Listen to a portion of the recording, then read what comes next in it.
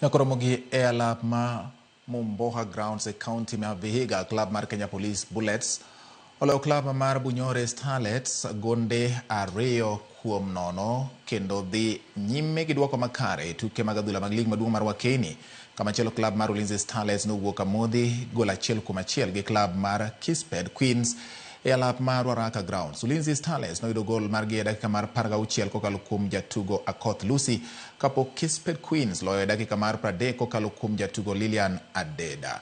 E tuke mamoko club mar Trinity noloyo Kibera Soccer Women gol achiel kuom nono ka Zite Queens nowuok amodhi 0-0 gi joloch nyadibich Vihiga Queens e alap mar Zitec University grounds.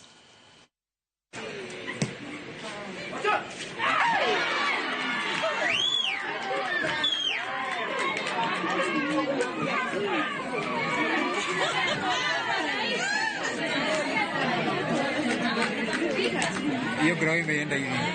Imedunda hiyo boli imedunda. Nacheki hiyo grau. Kwa hii draw ambayo tumepata coming from a loss, then unakuja napata draw. We have been working so hard on attacking, so which means we got a goal. Inamaanisha that at least something ambayo tumewakia inakuja ikifanya nini improve. So from a loss to a draw, I think it's a good sign that we are going forward. It's an improvement for us. It is what we really needed as per now. Since it is an away match, it is a Premier League, it is a competitive level.